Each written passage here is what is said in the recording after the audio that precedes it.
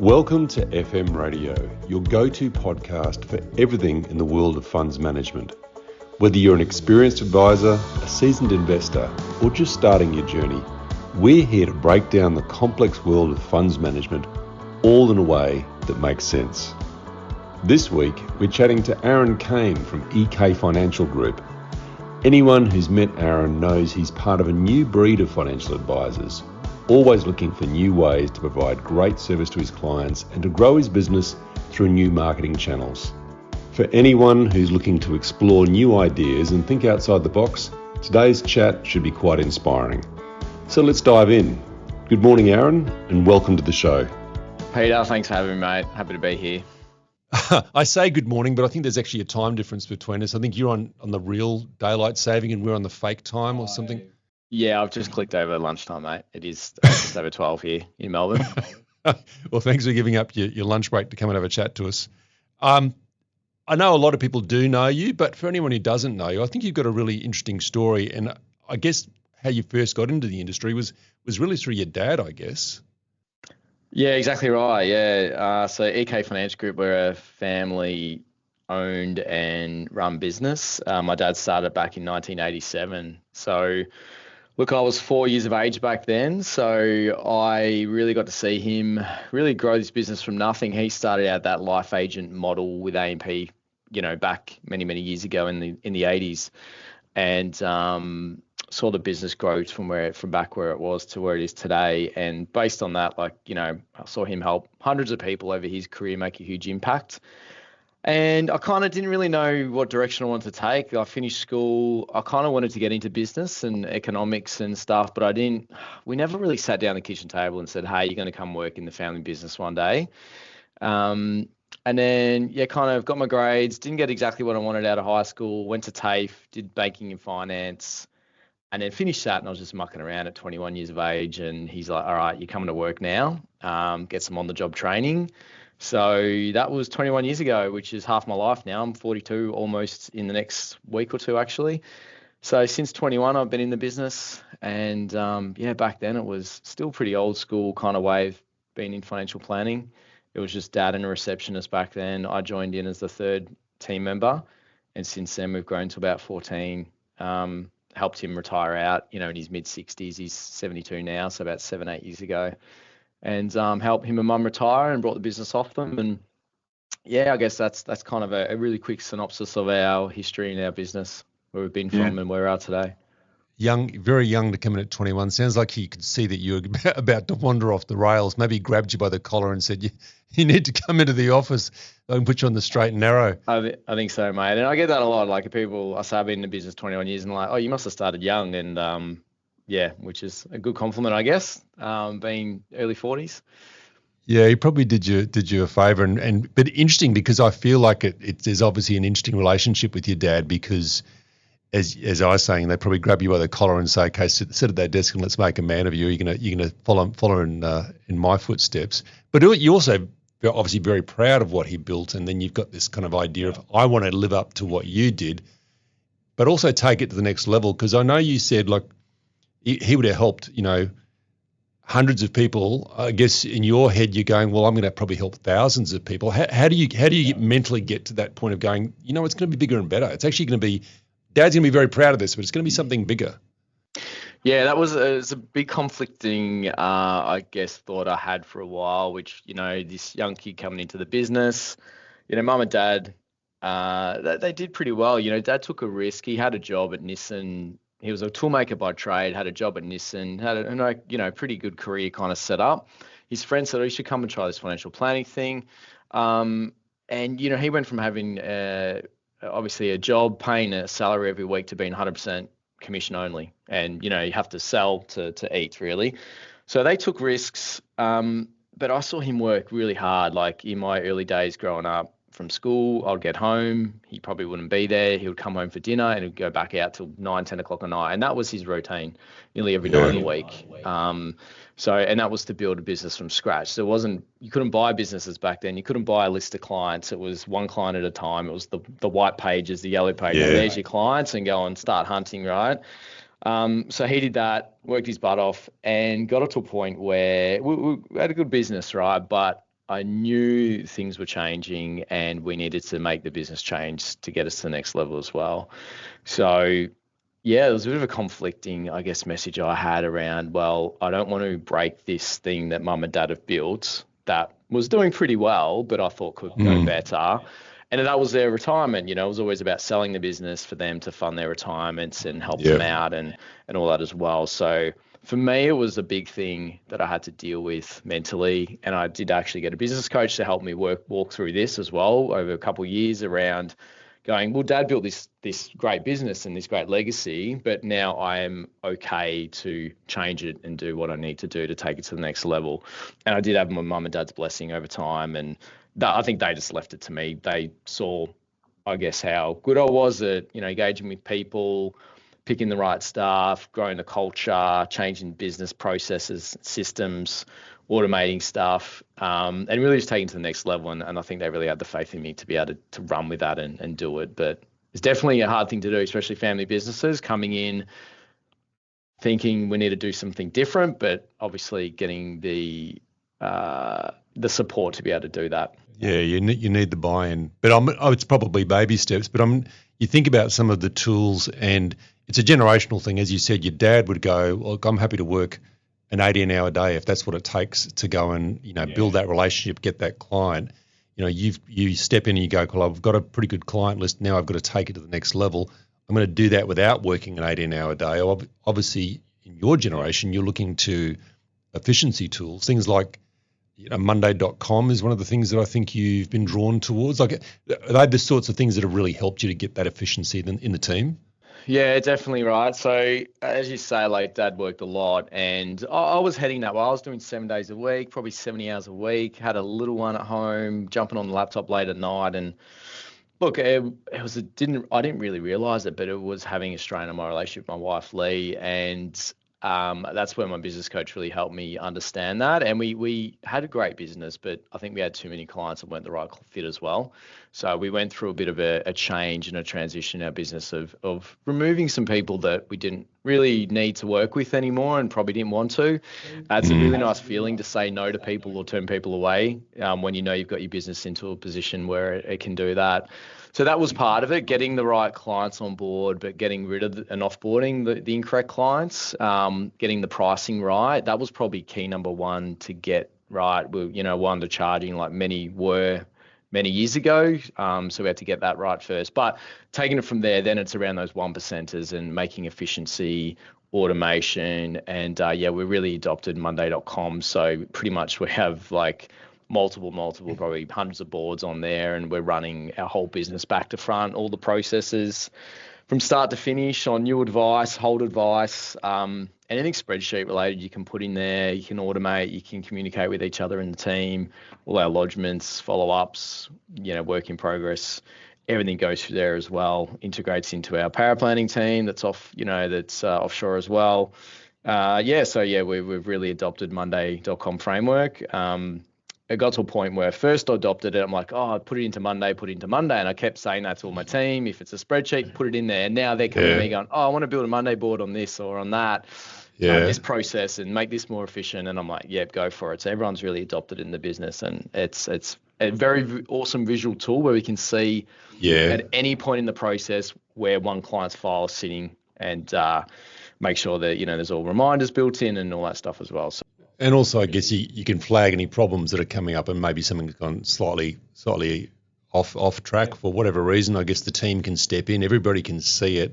I was looking at some of the testimonials. I don't use Monday.com, but I was actually really interested in how they did it. But they're talking about the number of emails and meetings that they were able to reduce. I mean, just giving that time back to put back into client relationships must just be phenomenal.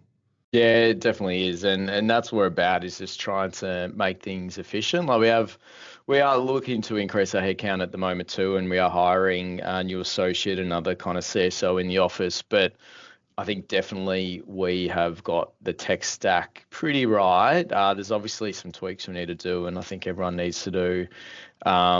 But to make it even more efficient, and then now we started using more Zapier, so we're connecting Monday to other systems to help even automate further. review bookings, and once things are booked, they're updating boards and sending out whatever it needs to do to our offshore team to get stuff started. And yeah, so just looking at those 1%ers and consistently trying to go, how can we eliminate 1, 2, or 3 clicks in a process? And we're consistently trying to do that all the time within our team. It's not just me as the business owner thinking of those things, it's the whole team now that are just trying to make their jobs easier and more efficient by not cutting corners, but just streamlining processes. And it must make the team happier as well, because I'd imagine there's a lot of work in your industry that is grunt work, a lot of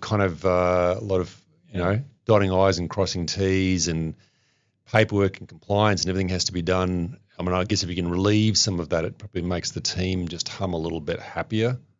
100%, yeah. And like we've even got it down to time and motion studies where before in the old ways we're doing things, we would actually do studies on how long it would take for the entire process from start to end, who's touching the file at what point in time, how many minutes does each different team member spend on a type of strategy for a client, and then redoing those time and motion studies post all these new systems and processes. And we've culled back the amount of time we spend.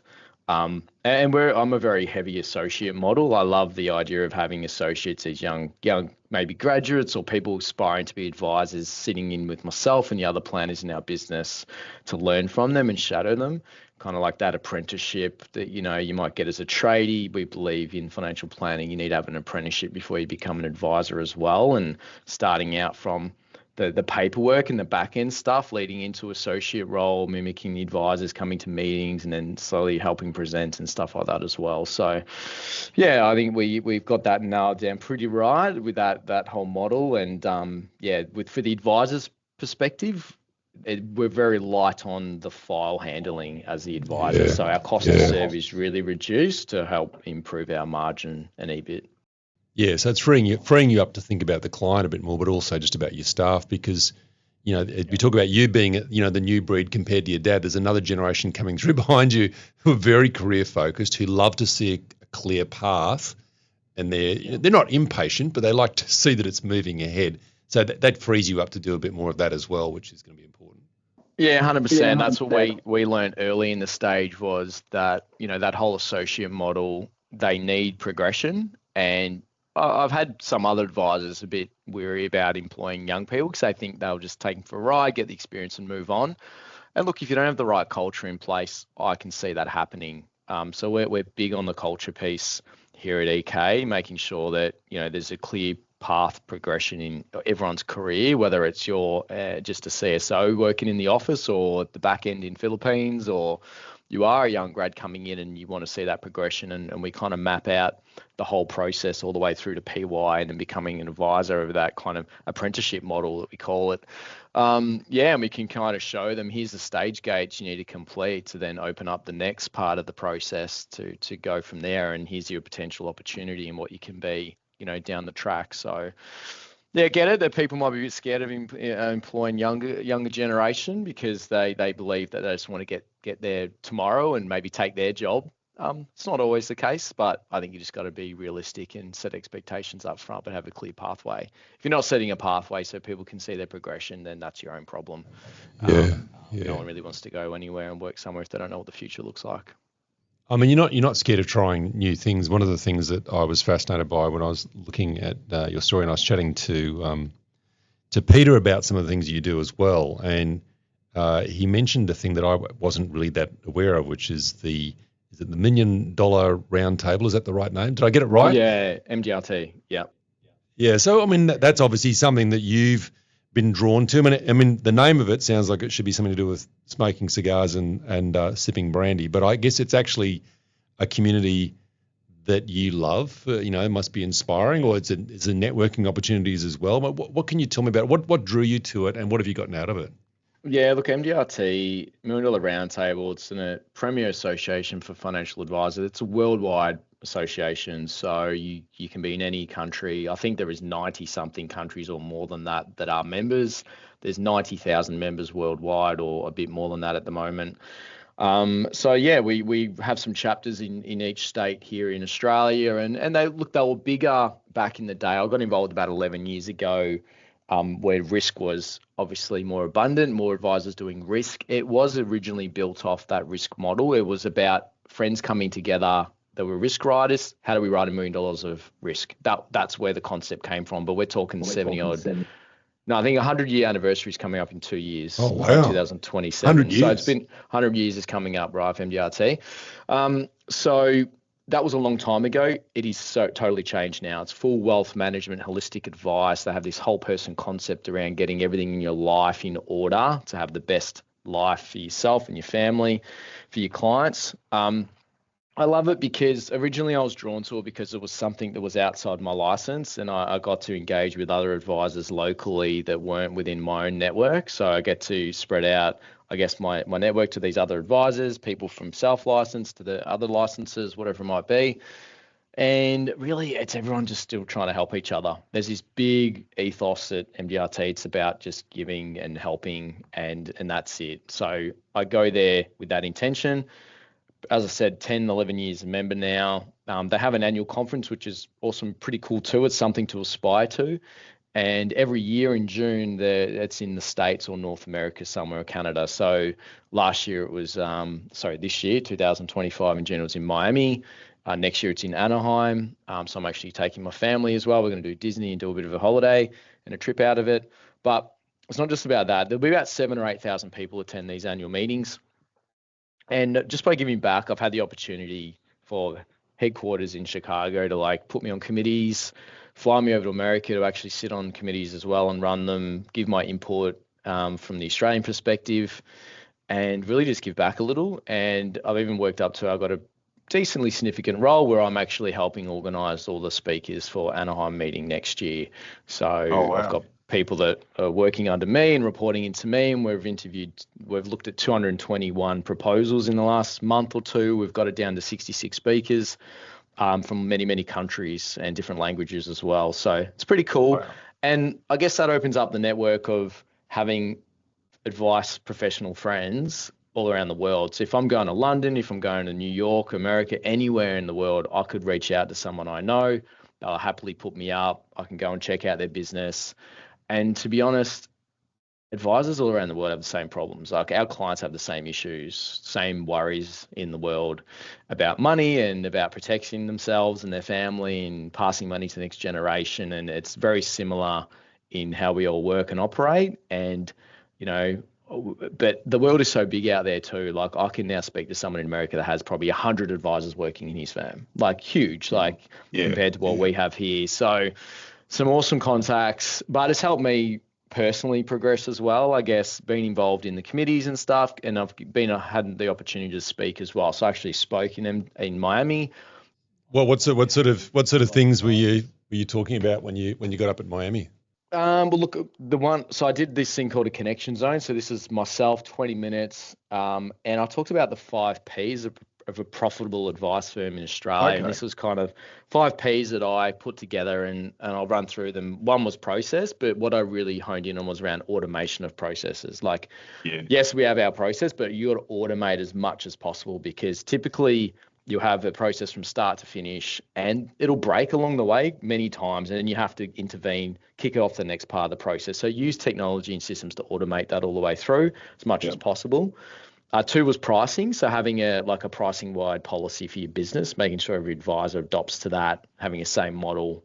So it's consistency between the business. Perception was a big thing. So perception is how other people perceive you. So surveying people, asking for Google reviews. So that was my main thing around Google. Most unutilized free marketing tool you can use, just asking for a Google review. And it does wonders as you're getting more and more Google reviews. It's a matter, I'm getting multiple people per week finding us on Google and reaching out to have a meeting. 4th was people. So having the right people. But what I meant with people was taking work off your people's desks that's not relevant and not high value. So making sure that people are doing stuff that's high value. So outsourcing where possible, using systems and tools and offshoring teams as well. And the 5th is perspective. So getting outside perspective on your business. So a business coach. So that's a big thing. So making sure that it doesn't matter how well you are established, what part of your career you're in. Typically everyone needs a coach to be accountable. Doesn't matter if you're top of your game, you still need a coach. Or I mean, you mentioned the coach thing a couple of times. Obviously, you're a huge fan for that. Do you think people do it enough, or do you think there's still a bit of a stigma, or people feel they want to do it all themselves and it's just making it too hard? Yeah, you need that outside perspective. You need people to come in and go, this is what I'm seeing that's happening that you can't see. Your vision is narrowed in that you need to open up a bit more. Like a business coach helped turn our business around. As I said, we got rid of the wrong people. We got the right people on board, pricing right. And it's just that accountability piece. So I've had a few in the past, but one at the moment now we've got that he comes in every month and we have monthly meetings and it's with the entire team. So it's not just coaching me one-on-one, it's in the entire team getting coached and pushing us forward. So it's very important. I think in any line of business, you really should be having a coach if you want to push through the ceiling and take it to the next level. Yeah. And that coach, that external perspective is so different to what you're going to get internally, even though you're thinking you're getting a lot from maybe a mentor. But to have someone outside come in, they're going to spot, as you said, they're going to spot things you didn't even imagine existed. Yeah, mentorship's great, and even accountability groups. I've got an accountability group through MDRT, and us four advisors, all MDRT members. We catch up weekly. We have some accountability with each other. We help push through. But if you don't pay someone for outside help, you typically might not follow through 110%. So true. There's a thing about paying and having a bit of pain in that. Like our clients, right? We need our clients to have some pain in paying us for advice. If a clients don't have pain in paying for advice and they're not brought into the process 100%, they're like, it's not that expensive. We'll just go with it and see what happens. But you want them to probably think about, his fees a bit, but okay, let's do it. They see way more value when you price it right and you have a bit of price tension built in. Yeah. They actually value what you're bringing. You say 5 Ps. I was just thinking that maybe there should be a 6th one, maybe psychology, in terms of you got to keep yourself mentally sharp and keep yourself well balanced in this industry. You're a bit of you're talking before about going for a bit of a bike ride, like a small bike ride around the Great Ocean Road or something crazy. Like you obviously love getting out there and getting active. Is that a big part of what you do? Yeah, look, I think challenging myself at home too, and on the physical front. I think I maybe had that midlife crisis. I turned 40 nearly 2 years ago, and I was like, always been pretty active, and I was like, I need to do something different. I'm just getting bored of going to the gym, and I thought, I'll try triathlons out. Why not? So I started jumping in the pool, swimming. I was always an okay runner, and then going on the bike, and yeah. So now I've actually got the Noosa Tri coming up in less than 2 weeks. So me and my family are going up to that. I guess you can probably see a theme. Anywhere for me to get away and get on a holiday, then I kind of take the opportunity. And if it means going away and being fit somewhere and competing in some sort of event, and I'll do it. And we just had the weekend down at Anglesea. We had there was an Amy Fonda bike ride. It was 122 Ks around Great Ocean Road. It was pretty cool. I was 4 hours 40 in the saddle on Sunday, and I actually pulled up pretty well. So I feel like I'm just getting fitter with age, which I think for me gives me the right mentality and mindset around the business as well. Because I don't know, I think if I'm at my top notch physically, mentally, then I can make good decisions for the business as well and be here to push the business forward. Yeah, absolutely. It's interesting, some of the things that you've dabbled in. I probably couldn't not mention TikTok. Like I think we keep talking about generations and the way people think about marketing and connection and opportunity, and like TikTok is such a massive platform. I think it got to 1 billion or 2 billion users 5 times faster than anything else. Just left Facebook and Instagram in its wake. But most people in our industry would feel quite uncomfortable with something they probably see as somewhere you go and do dance videos. But for you, that's a very comfortable thing. Like, how did you come to that, and how did you get comfortable with that space? Yeah, look, I saw other advisors doing, like James Wrigley, spoke to him a bit about it. He's a bit of a hero on there, and he's got lots of followers on socials. But look, I'm no like your superstar on there. I've got about 10,000 followers, and I actually did a talk in Macau. So it was an MDRT conference in August this year, and I went to Macau and I spoke, and it was around TikTok marketing and automation. And I did an hour presentation in front of 1,500 people in that room, and it was exactly on this topic. So, and I was like, look, I'm no superstar. I've got 10,000 followers, right? I've been doing it for 18 months, and I've generated about $180,000 in revenue to the business from that, right? Yeah. So I kind of talked through that process, what I did, that imposter syndrome you typically get around, why would people want to listen to me and what I've got to say. I was getting good feedback, and even still I go on, I don't, like, even since I got back, I haven't really been that active, and I've already seen them fall off a lot, the activity from it, so I need to ramp that up again.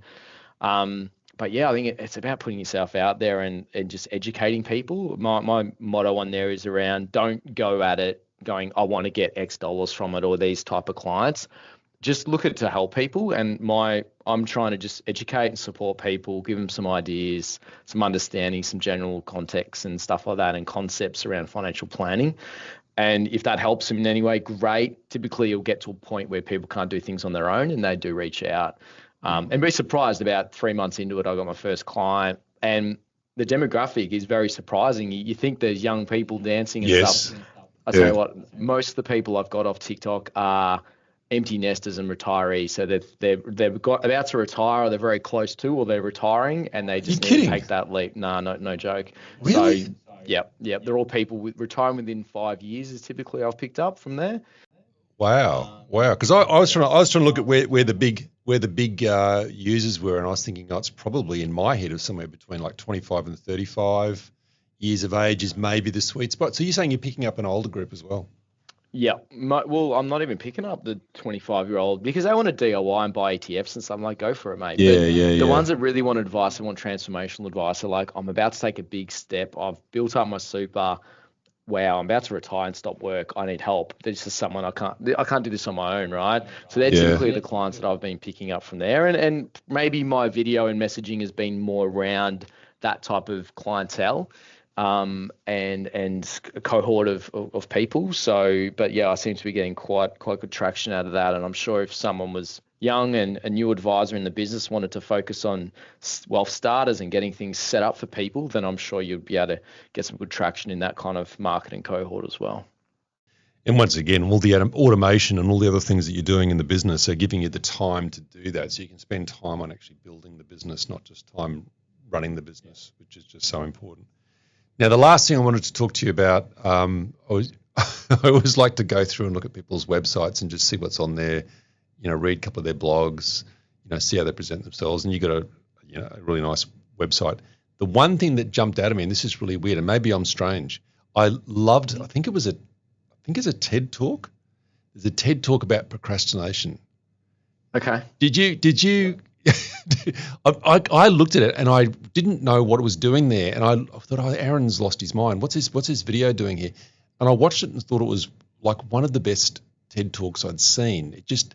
To me, it just summed up beautifully. It got under my guard and summed up beautifully, almost like the major problem that I guess a lot of your clients would have as to why I'm not actually tackling the big stuff.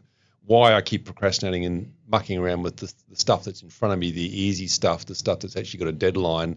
And the reason I put off making the big important decisions is because it feels like it's forever away. Like, have you found that that's actually, I thought that was a really cute piece of content that you dropped on there. It was almost like it was in the wrong place, but I reckon it resonates really well. Like, were you drawn to that for that same reason?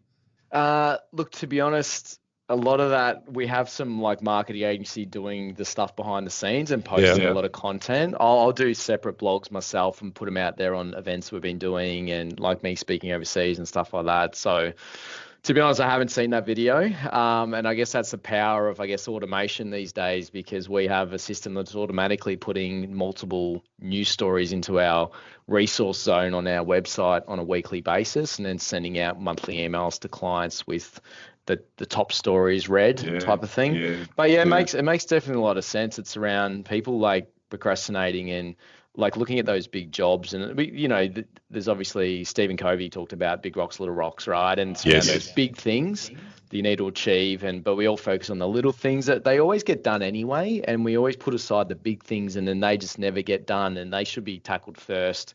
The little things always get done, like, folding and washing at home. There's always going to be washing to fold or an email to look at, but it's that big projects you want to do. And I guess that ties in nicely with our coaching every monthly, like we have rocks, and I'm actually, I'll grab you this book and show you, but this is kind of my Bible at the moment that I'm carrying around with me, Traction by Gino Wickman. And he actually spoke in MDRT last year on stage, and I've changing my whole business planning to this structure. Really?